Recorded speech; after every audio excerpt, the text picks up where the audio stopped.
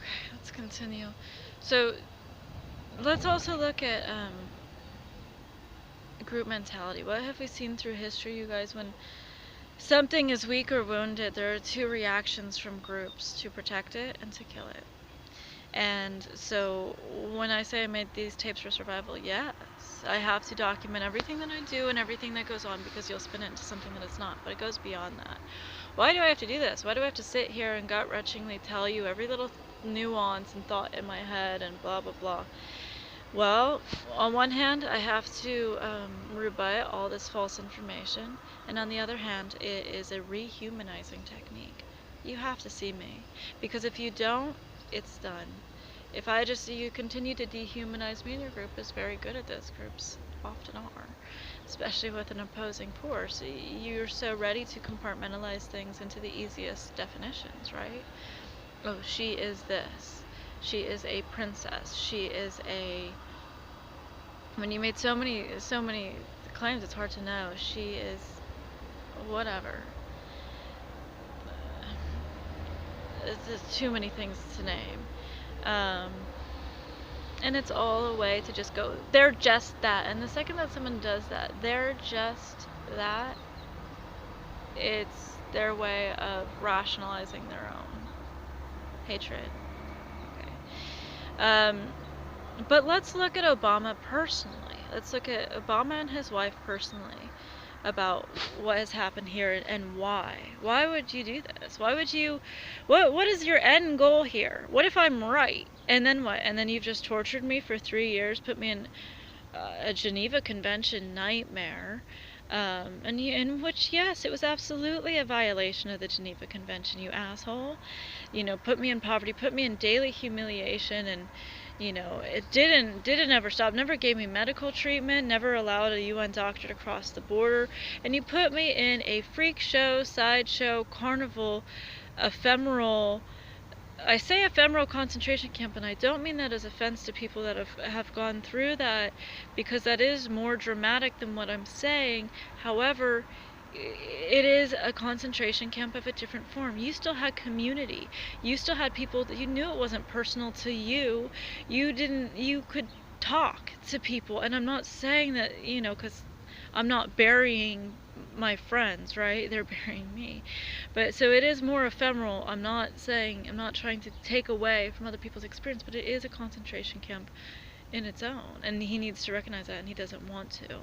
It is a torture of its own. I mean, sleep deprivation and starving and daily humiliation and slander and world critique, and not being in the silence being the worst part of it. Imagine the hell that I'm in, you guys. Imagine it just for a second. The silent treatment 7 billion times over. No one will just tell me what's going on. It's a crazy scenario. It's crazy. This shit's insane. And to know, and to be deprived of love as a result. I can't have an honest... You want me to... We should not forming relationships. No shit. Not only is everyone hired around me, so why bother? But also, I can't have an honest conversation. Not one. Because that's the condition that Obama wants. He doesn't want... If anything got on... And exactly. If anything got honest, then it would get honest. So... why would a leader do this? So let's look at him and his wife personally and see if there was any personal motivation, but beyond that, there's a political motivation more so. First of all, personally, I would actually, from what I read about Obama's mom, make the argument that there are a lot of similarities between she and I. Probably different personalities, but similarities. So, why? Well, that sort of would actually make it worse.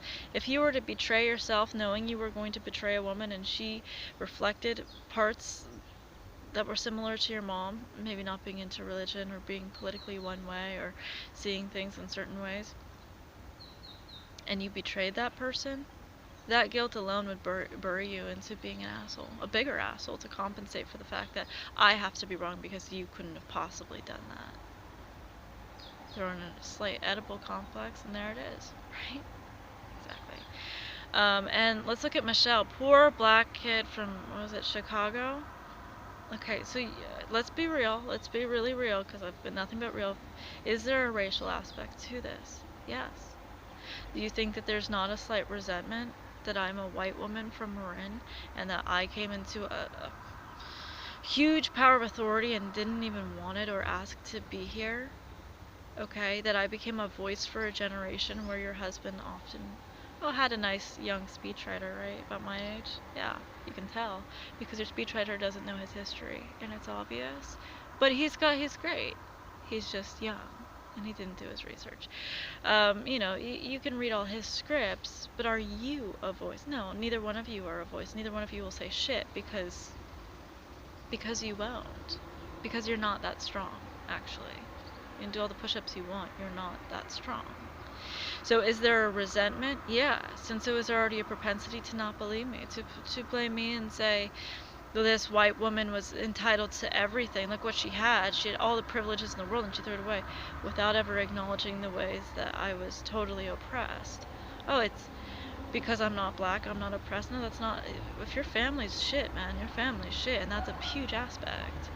And the money around me had nothing to do with me, nor was it given to me. In fact, my mom stole more money from me than she gave to me.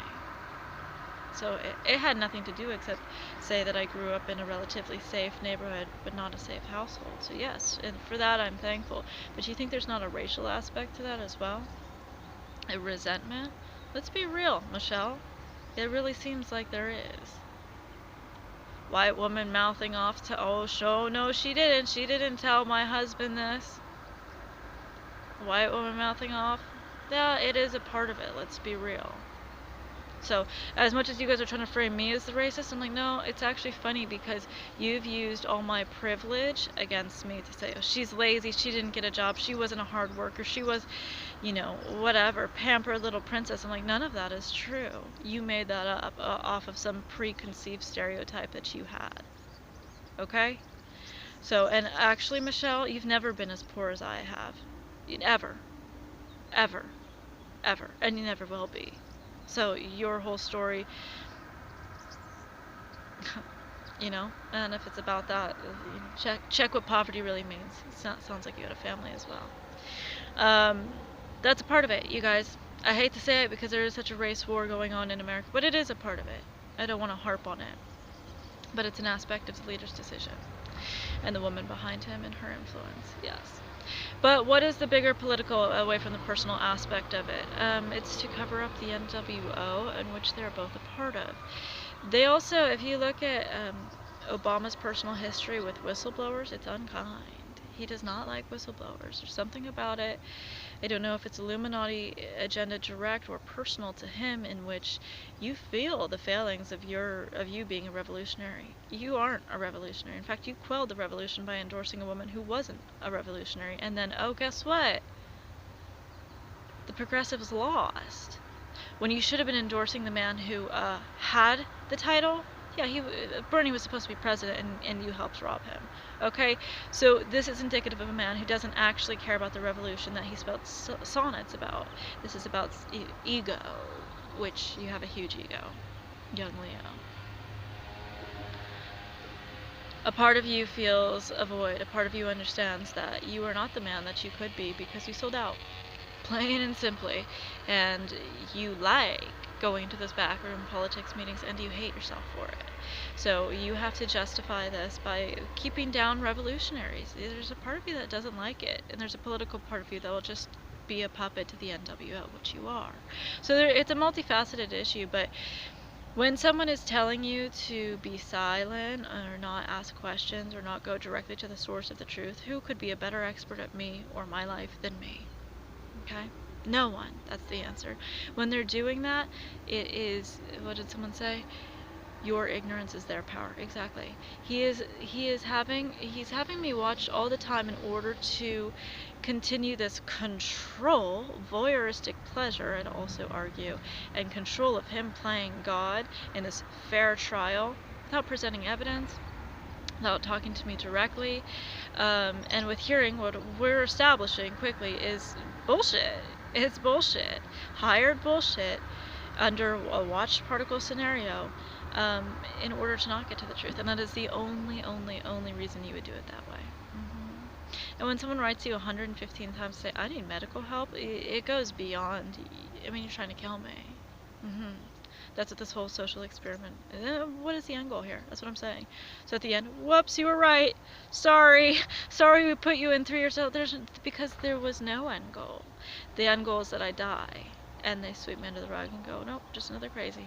Don't have to worry about it. I was never supposed to get out of this. Just let it sink in, because, well, that's what Obama wanted. He wanted me to be institutionalized, jailed, or die. Mm-hmm. I'm an inconvenient truth. So, let's be real about who you are and what your motivations are, sir.